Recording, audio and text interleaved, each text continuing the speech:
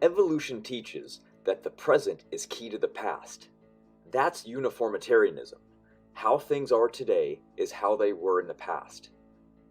But if we use this mindset, we would have never guessed that a sloth was over 6,000 pounds in the past, since today we can carry them around like babies. Or that penguins were almost 7 feet tall and could easily walk up and murder you while you're using an ATM. But now we know that these things are true because we have found evidence that they are. So it's more the mindset we have when considering the past that dictates how we view the current. So then, what is the evidence that mankind could have lived a long time in the past? It's not like we can just go to some ancient human and find an ID in their grave and say, oh look, Noah was 900 years old. So we have to look at the genome of both modern and ancient man to resolve this question. Let's begin with, what is aging? Why do we inevitably die from old age? Well, there's two major factors that contribute to this: genetics and overall DNA damage and loss. We used to think that genetics only played a very small role, if any factor at all, in determining how long we lived. The numbers changed all the time. We know better now, and the more we learn, the more we see that number grow. Another contributing factor is that of DNA loss. You see, every cellular replication that happens, we lose bits of DNA. Picture this happening like opening a zipper. The metal or plastic teeth along the edges of the zipper represent DNA. As we age, the zipper opens more and more. Thus, the more DNA is lost till eventually too much has occurred and the damage is done and we die. This is called the Hayflick limit. When cells divide, that genetic material needs to be copied. This is called DNA replication. Unfortunately, every replication doesn't bring the full DNA sequence with it, and after 40 to 60 cellular replications today, people die because just too much DNA loss has occurred. So, if we're losing bits of DNA every replication, and then we die when we lose too much, then logic tells us that if we had more DNA in the past, then we could live longer, since more DNA could be lost before too much damage has occurred, killing us.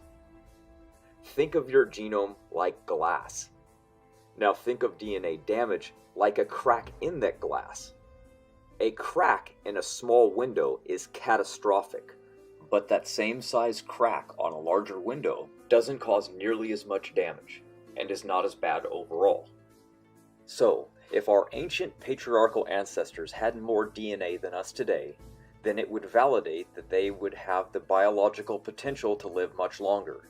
What do we see? Exactly that. They had not just a little more, they had a lot more. Nearly an entire chromosome worth more. That's right, they had so much more DNA that it amounts to nearly the size of the entire Y chromosome. Imagine how much more damage the genome could handle with so much more DNA. That's a lot of buffer. Now, we know that a lot of animals, aquatic life and reptiles, never stop growing until they die. So therefore, the larger the shark or reptile, the longer it lived. So if they lived longer in the past, and we know ancient man ate these things, then why is it impossible for us to think that man also did not live longer in the past, since they lived at the same time? We know that man lived alongside of these creatures because we found evidence of tool markings on the very bones that came from them scraping meat from these creatures, and then they made jewelry out of them. We have evidence that they ate giant cave bears and sea tortoise and the now extinct auroch. They ate giant deer, giant sloth, and even giant cows, including sharks and dolphins. And we have evidence a giant bird ate a Neanderthal child. Clearly, they all lived together. And yes, cavemen are mentioned in scripture. These people were never missing links in the line of human evolution. The Bible perfectly details who they were. So, we have humans living at the same time when all of these other long-living creatures were. Yet, for some reason, we're told to believe that man alone was immune to these biological effects of a longer life that all of these other life forms seem to take advantage of. That makes no sense. Geneticists who work exclusively on aging all agree that we can live much longer in the future through genetic manipulation. One of the leading aging researchers, Dr. Aubrey de Grey, has said that humans, with the aid of gene editing via the removal of mutations, should be able to live for 1,000 years. He even said that person is probably someone alive today. So, if genetically we can get there by using technology to essentially revert our genome back to a mutation-free state, then why is it impossible to think that our ancestors who were more mutation-free didn't live as long as modern-day geneticists are saying that we should live to be? I mean, isn't it a pretty big coincidence that secular science just so happens to throw out the biblical patriarch ages of longevity as our genetic potential? The patriarchal drive study shows that after 10 generations from the flood, Abraham was already dead from old age at 175. That's down from 950 years old in just 10 generations. Jacob, 4 generations later, died at 145. And by the time of Moses, 7 generations after him, we have a 120-year maximum lifespan plateau. So the drop from maximum lifespan to a plateau of 120 was rapid, about 20 generations in all. Not only does the 2012 study show that the father's age contributes the most mutational load to the offspring, which Noah would have passed on the most in history, affecting all of humanity alive today, but we also see the same results in experiments today, and they are identical to what patriarchal drive discovered. We see this in inbreeding experiments. The same biological decay curve happens in birds, rodents, dogs, and fish. So if we see these same results in animal experiments and simulations that essentially are the same as the theme in the Bible and the story of Noah, then why is it impossible to think that this could not be the case? Of course it would be. And the predictive power of the biological decay curve in patriarchal drive is spot on. They even admit that something happened around 5,000 years ago that caused harmful mutations to arise out of nowhere and then explode in the human population. Our world in the past was very different going back in time. There was more magnetism, double atmospheric pressure and oxygen. All of these things are conducive to a longer lifespan. We have 10 reasons to conclude that it is obvious that man lived longer in the past and his true potential was somewhere nearing 1,000. Let's go over them. 1. Genetics is the major cause for aging, and we inherited a genetic burden through Noah and his extreme age, topped with inbreeding. Animal studies and patriarchal drive by John Sanford and Dr. Robert Carter validate this correlation and show an identical biological decay curve that we would expect to see if the biblical story of Noah was true and the ages in Scripture were a fact. So, if the evidence corresponds to what Scripture says, why not believe that it was true? The predictive power of patriarchal drive shows us what happens when extremely aged fathers do have offsprings, what the results would be.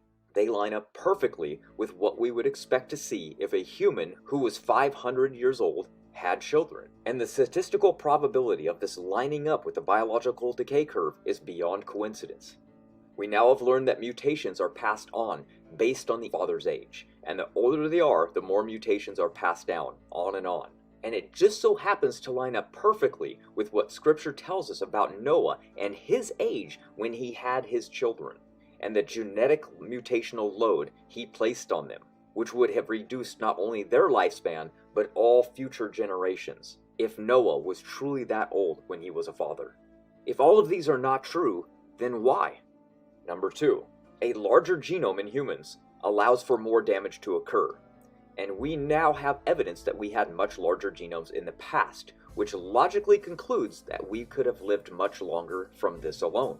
If not, why not? 3. Other cultures mention a time called the Golden Age.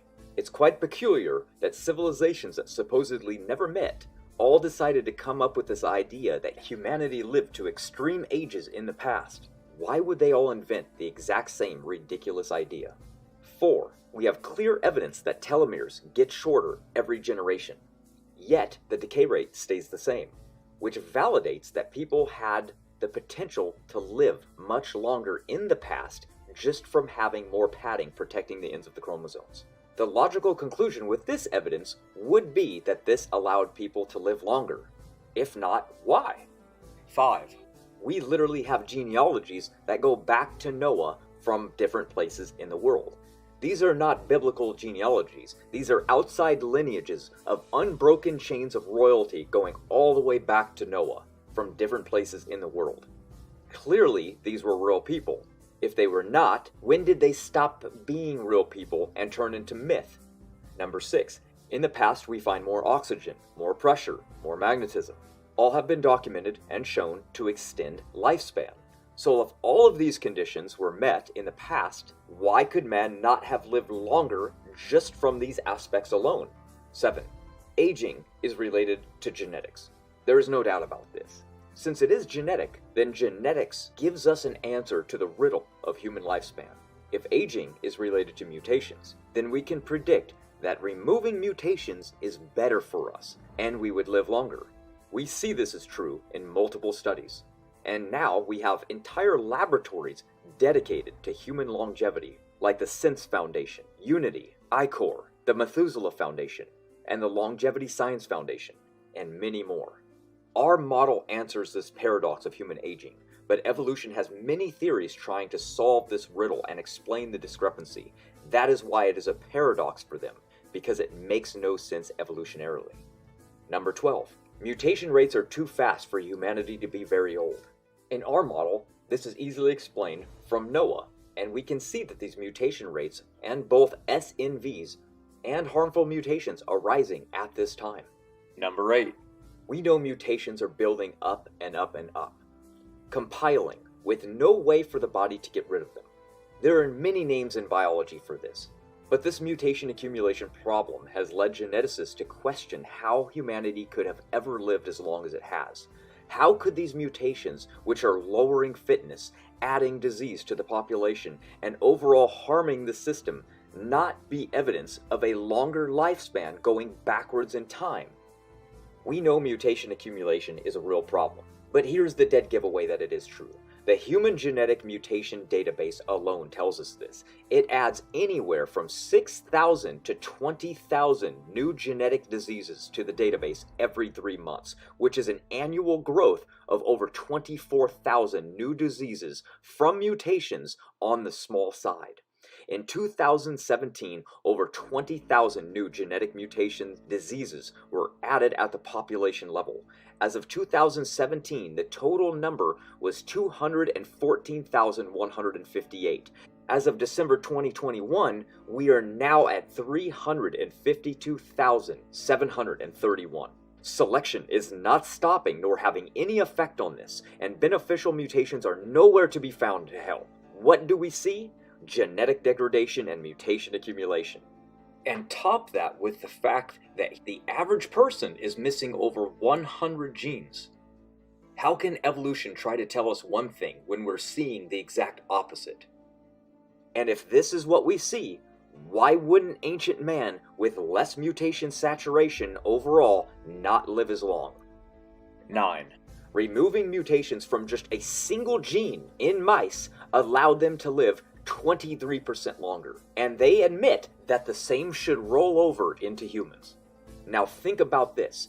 If they removed mutations from just those 20 longevity genes, that's an increase of lifespan over 460%, or 672 years of age. All we actually need to do is remove them from 25 genes, and we now have the potential to live for 1,000 years. This is a 787% increase in lifespan. And this evidence is more proof that an ancestral genome with less mutations was far superior than ours today. If not, why is this evidence wrong? Why are the geneticists wrong? Number 10. Fitness is going down over time. This means logically that going back in time, fitness was greater. The more fitness, we know the more likely an individual is able to survive and live longer to reproduce. So I believe people saying that, oh, we don't live long today, so we couldn't in the past, is just like saying, well, creatures today don't live long, so there's no way they were living longer in the past either. Well, of course they were, and we know they were. So the same conclusions we can deduce with humans. Number 11. inbreeding reduces lifespan, and inbreeding studies follow the same biological decay curve as to what we see when we look at Noah's offspring. Number 12. Humans do not speciate, so we have no way of helping buffer additional mutations added to our genome. There is no way natural selection can save us. Only gene editing can resolve our future extinction. What gene editing does is erase mutations. Since mutations are leading to shorter lifespan, less fitness, and more disease, then we know that removing them is imperative to overall better health and lifespan. If mutations were not a problem for aging and disease, then geneticists would not be trying so hard to figure out how to remove them to extend human life and rid disease. Yet they are. Why is that? Number 13. Another line of evidence that people could have lived longer is that Scripture tells us that the pre-flood people ate a plant-based diet. Meat was condoned only after the flood, and we know today that cooking meat ages the body greatly. It adds carcinogens and what's known as advanced glycotic end products, and the acronym for it is AGE, because it ages us rapidly. So again, logically we can conclude that if people today are eating things that are aging them more rapidly, but our ancient ancestors didn't eat those things, they probably lived longer. If not, why? Number 14. Our leading geneticists on biological aging all agree that man could live to 1,000 if we remove mutations through gene editing software. Why are they wrong when all of the evidence and actual repeated studies have shown us that we are headed in that direction, and that they are correct in this prediction? And why does it happen to just line up so coincidentally with the Bible? That's my presentation. I hope you enjoyed.